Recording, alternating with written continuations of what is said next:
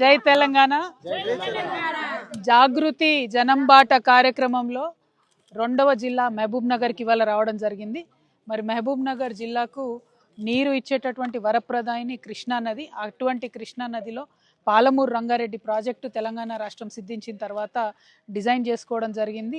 మరి చాలా పెద్ద ఎత్తున కేసీఆర్ గారి హయాంలో 80 నుంచి 90% పనులు పూర్తయిపోయినాయి.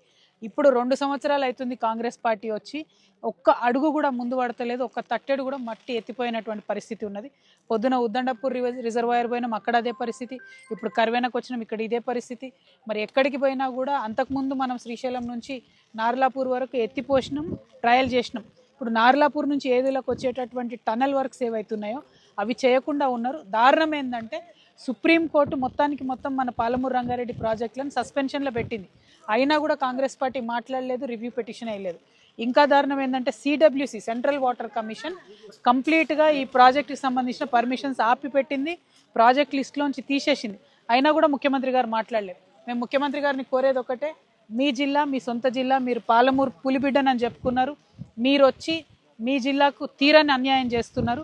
ఒక పక్క ఉన్న నీటిని వాడుకుంటలేరు, ఇంకొక పక్క ఆల్మట్టిను ఎత్తు పెంచుతుంటే అక్కడ కాంగ్రెస్ ప్రభుత్వమే ఉంటుంది, ఇక్కడ కాంగ్రెస్ ప్రభుత్వమే ఉంటుంది. మీరు చూసుకుంటూ ఊరుకుంటున్నారు. ఇది మీరు చారిత్రక అన్యాయం చేస్తున్నారు మహబూబ్ నగర్కి. దీన్ని మహబూబ్ నగర్ జిల్లా ప్రజలు క్షమించరు అని చెప్పి రేవంత్ రెడ్డి గారిని నేను డిమాండ్ చేస్తున్నా. తక్షణమే మీరు పాలమూరు రంగారెడ్డిలో ఏవైతే పెండింగ్ ప్రాజెక్ట్స్ ఉన్నాయో, పెండింగ్ ఈ రిజర్వాయర్స్ ఉన్నాయో ఇమీడియట్గా ఫినిష్ చేయండి, టనల్స్ ఫినిష్ చేయండి, త్వరితగతిన వాడుకలోకి తీసుకురండి. Thank you. జై తెలంగాణ.